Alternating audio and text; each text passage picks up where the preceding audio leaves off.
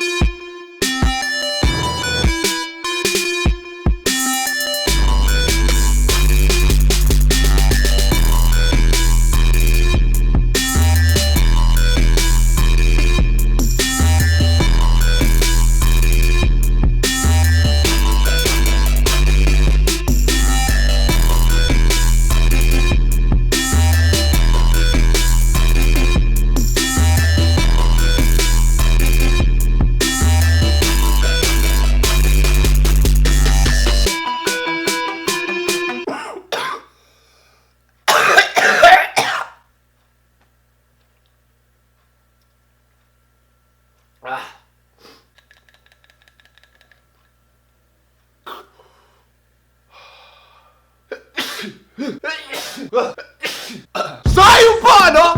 What's up sa inyo mga pa? And what the flying fuck is up with you, Itchy Boy? Come back at it again with another Sabog Utos! What's up mga kaibigan?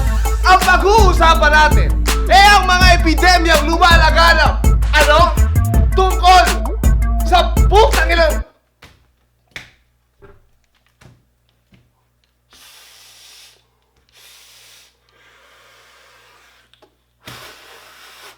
Babe! You fucking ready? Let's fucking do this!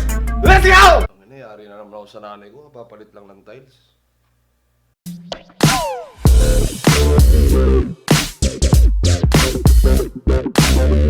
Number 10, thou shalt not vape ng bayan. Vape ko, vape mo, vape nating lahat. Yung tropa mo mga kaibigan, na nawili na kay hipak sa vape mo, no? Na putang ina, akala mo, siya yung bumili. Hindi naman, no, sa nagdadamot, mga kaibigan, no? Pero minsan, nakakadiri na rin, eh. Kasi galing sa bunganga ko yan, brad, oh. May laway na lumalabas dyan, oh. Tingnan mo, ha. Papakitaan kita ng tricks, punyeta kay, ha.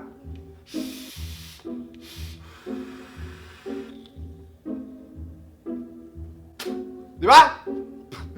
Nakita mo yung brad, may laway, di ba? Ibig sabihin, yung laway ko sa kalaway mo, naghahalo na eh. No? Kaihipak mo ng kaihipak dito sa ano eh, ha? Putang ina, kung gusto mo magbisyo, bumili ka! Tol, pahits naman, pahipak naman ang... Bugay mo, pukpuk ko sa ito eh. Alam mo kung ano mas nakakabwisit? Alam mo kung ano? Putang ina, nakihipak na nga lang, ha?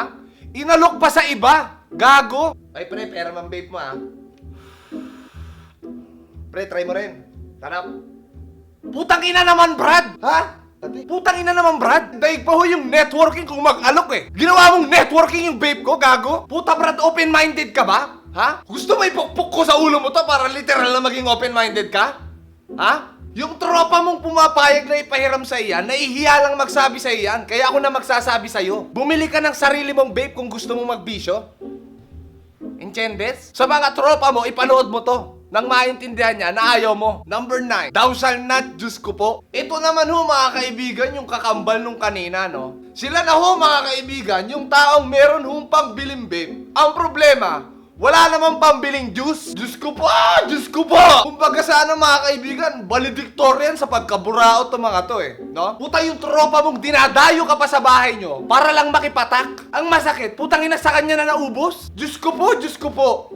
Diyos ko po yan! Ha? Bumili ka! Ang isa pa hong technique na mga yan, mga kaibigan. Tatambay ho yan ng 4 to 6 hours sa vape shop, no? Tapos ang gagawin, no? Susubukan ho lahat ng tester doon. Sa una, mga kaibigan, okay lang kasi tester eh. Susubukan mo talaga eh. Putang mahirap. Inaraw-araw ng tinester na lahat ng tester doon. Putang ina naman, Brad. Negosyo yan, ha? Huwag mo gawing charity. Kaya ang labas ho, mga kaibigan, literal na ho na halo-halo na ho yung flavor niya, no? Na hindi mo na alam kung ano yung hinihipak niya ron, no? Anong lasa pa nun. Pero dahil super buraot ka, bibigyan kita ng tip, ha? Halika rito, bibigyan kita ng tip. Halika rito, ha? Ibenta mo sa OLX yung vape mo, no? Para may pambili ka ng juice. Tapos paringasin mo sa uling yung juice mo, saka mo lang hapin lahat. Pero kung gusto mo talaga ng murang juice, may alam akong mura. Halika, gusto mo malaman? May alam akong mura eh. Tangina mo, walang ganon. Ha? Number 8, thou shalt not vape. Pag meron kang nakitang vape na binibenta na ang halaga ay 150 pesos, vape yun. Ngayon, para sa yung kaalamang kaibigan, bago ibenta yung vape sa merkado, no, meron nung dinadaanang proseso yan na tinatawag na quality control. Na kung saan mga kaibigan, chinecheck kung maigi yung electronic components ng vape para pag binenta sa merkado, no, at ginamit ng consumer, hindi magkaroon ng tinatawag na anomalya. Ngayon, kung meron pa rin mga vape na despite the fact, puta English yung brad, na dumaan sila sa quality control, no, and still, nagkaroon pa rin ng depekto pagdating sa consumer, what more pa, yung putang inang 150 pesos na mabibili mo sa bangketa.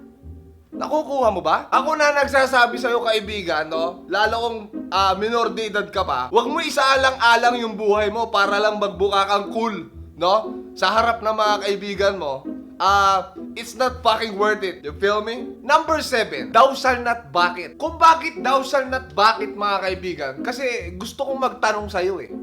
Bakit? Kung dati kang naninigarilyo mga kaibigan, tapos nag-switch ka to vape, no? Okay yon. Keep it up. Pero kung wala ka namang bisyo kaibigan, tapos gusto mong mag-vape, bakit? Hindi ko magets mga kaibigan yung logic, no? Dahil nahihirapan o yung utak ko ngayon magproseso, no? Kung bakit mo kailangan mag-vape kung hindi ka naman dating nagyoyosi.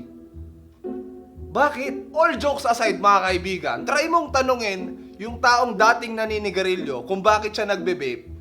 Ang isasagot sa inyan, bakit ka nagbe-vape pre? Mahal ko kasi pamilya ko pre, gusto ko pang mabuhay ng matagal. Ngayon, baliktarin mo mga kaibigan, try mong tanungin yung taong walang kabisyo-bisyo, tapos bakit siya nagbe-vape? Bakit ka nagbe-vape pre?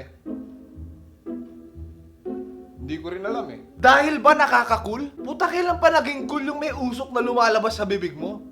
Tangina, para kasi Thomas and Friends. O baka naman dahil uso. Dahil dun no. Eh di pag nauso magbigti, putang ina magbibigti ka na rin. Pero mga tao mga kaibigan na nagsiswitch to vape, tapos nag-i-stop. Ngayon, kung binabalak mo mag-vape, kung wala ka namang bisyo, gagawin mo yon. Kaso pabaliktad. Wala kang bisyo, pupunta kang vape, tapos magiging gateway yon sa paninigarilyo mo. Hindi ko sinasabing lahat mga kaibigan, pero putang ina, malaki ang posibilidad. Kaya kung ayaw mong tanungin kita ng bakit, ngayon pa lang, stop it. You feel me? Number 6, thou shall not sell vape to minors and non-smokers. Kutsa, ito brad, napaka self-explanatory na nitong number 6 ha. Ang advocacy ng vaping community mga kaibigan is to help, no, yung mga smokers na mag-quit sa bisyo nila, no, sa pamamagitan no ng tinatawag na vaping, no. Ngayon, kung magbebenta ka sa minor de edad at sa isang taong wala namang bisyo, hindi ba it defeats the purpose of your advocacy of what the vape scene stands for? Ayun, napapa-English na ako rito, brad eh. No? Kung gusto mong maging responsable ang mga consumer mo, maging responsableng owner ka muna. Puta, panay ang reklamo mo na ang daming sumisira sa vape scene eh. Puta, ikaw naman tong panay ang benta sa minor de edad. Eh, hindi mo ba alam, puta, karamihan ng irresponsable na nagiging dahilan kung ba't nasisira ang vape scene? Eh, yung mga minor de edad, no? At yung mga walang bisyo, na kundi ang goal lang sa utak, eh magpa-cool. O ngayon, tatanungin kita, sino ugat ng problema? Alam mo na siguro sagot niya kundi ka tanga. Bago tayo lumipat sa susunod mga kaibigan, hayaan yung iwanan ko itong mga kataga na to na very famous sa palabas na General Luna. Napapalitan ko lang ng konti, no? Negosyo o kabataan, bayan o sarili, pumili ka! Okay ba, Direk? Kanili yung Okay ba? laway mo, gago. May laway.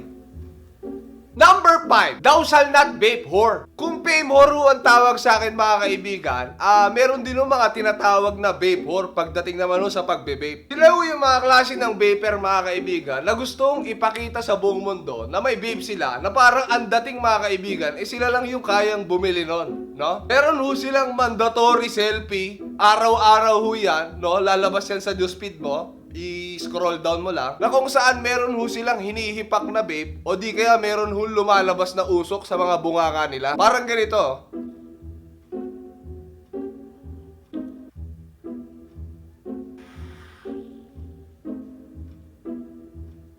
Don't get me wrong, no? Kung isa ka hong owner ng vape shop at nagpo-promote ka, wala hong problema doon mga kaibigan. Pero kung isa ang regular na tao na nagbe-vape lang, mag-post ka isang beses ng ganyan, normal ka pa eh.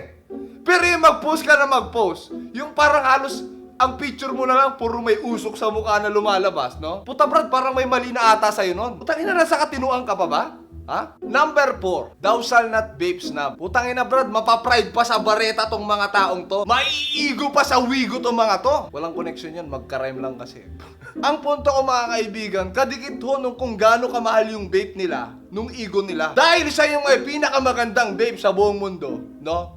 Wala na ho siyang pakialam kahit kanino. Nor he is not willing to share any information to any of you guys. At ang tanging intention niya lang ho sa buhay, makapagyabang. Hindi ko na ho masyadong i-elaborate tong part na to. Dahil kung nagbe-vape ka, alam mo kung ano yung ibig ko sabihin, kaibigan. Baka matrigger ka na naman, Brad, hindi ko nilalahat, ha? Hindi ibig sabihin may magandang mod, mayabang na. Hindi ho ganun ibig sabihin, ha? Ang sinasabi ko, kaibigan, maraming ganto. Ngayon, kung magre-react ka pa rin ng violente, pagtapos kong ipaliwanag yung ipinaliwanag ko, isa lang ang ibig sabihin niyang kaibigan.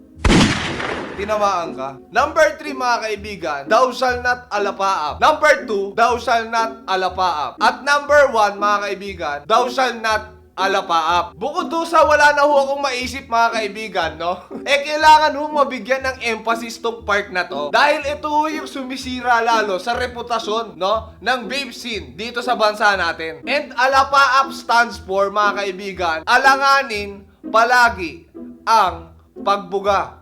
Witty. Sila yung mga tao mga kaibigan na sobrang alanganin palagi ang pagbuga. Sa madaling salita, mga alapaap, Brad. Yung kung bumuga mga kaibigan, akala mo lagi nasa competition no? Yung putang ina nasa mall, naggagaganon sa mall. Parang gago ang puta. May tamang oras at lugar pagdating mo sa pagbe-vape. Hindi yung putang ina kung saan kaabutan ng kaadikan mo, doon ka na lang buhi-hit-hit sa kabubuga. Ganito kasimple mga kaibigan para mas madali, no? Itong rules na to, kalat na to sa internet. Pero i-reiterate ko lang. Don't vape where you can't smoke. So tatanungin kita, pwede ba mag-yosi sa mall? Hindi, di ba? So bawal din mag-vape. Huwag ka magulo, ha? Pwede ba mag-yosi sa jeep? Bawal, pero marami matigas ulo. Huwag ka nang gumaya. Huwag ka nang maki-vape doon. Ang punto lang mga kaibigan, para hindi ho tayo masyadong masita, sumunod ka na lang kasi. Wala pa naman ako nababalitaan, Brad, na namatay dahil hindi nakapag-vape nung oras na gusto niya no? So tiis-tiisin mo na lang muna, Brad. Umaanap ka nung lugar na ikaw lang or yung lugar na pwede. Saka ka bumuga. Saka pwede ba puta pagbubuga ka? Pwede ba sa taas? Yung papunta na doon? Nagets mo? Hindi yung putang ina ibubuga mo sa muka. Ang mga senaryo kadalasan yan, kaibigan, kung nasa coffee shop ka, no? Meron kang mga katabing table Nagigets mo? So pag binuga mo yan pag ganon, hahanginin yan kung kanino mang mukha yun. Ngayon, ito naman tangang nakaupo na alam ng maraming nagyoyosi sa labas pero doon pa rin umuupo kahit wala naman siyang bisyo. Magre-reklamo yan, Brad. Tama? Maiirita yan. Pipicturean ka niyan. Ipapost ka sa Facebook niyan. Dadami likes niyan. Magbumukha kang asshole. At higit sa lahat, damay ang vaping community. Nagigits mo ba, Brad?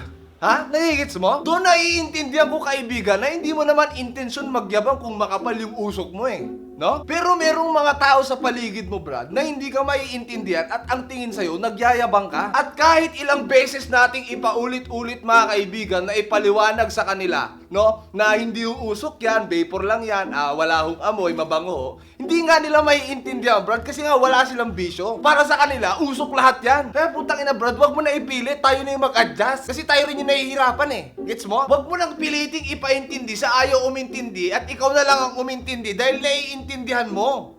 Naiintindihan mo ba? Ngayon, kung naiintindihan mo lahat ng pinagsasabi ko, putang ina, wag mong gagayahin tong gago na to.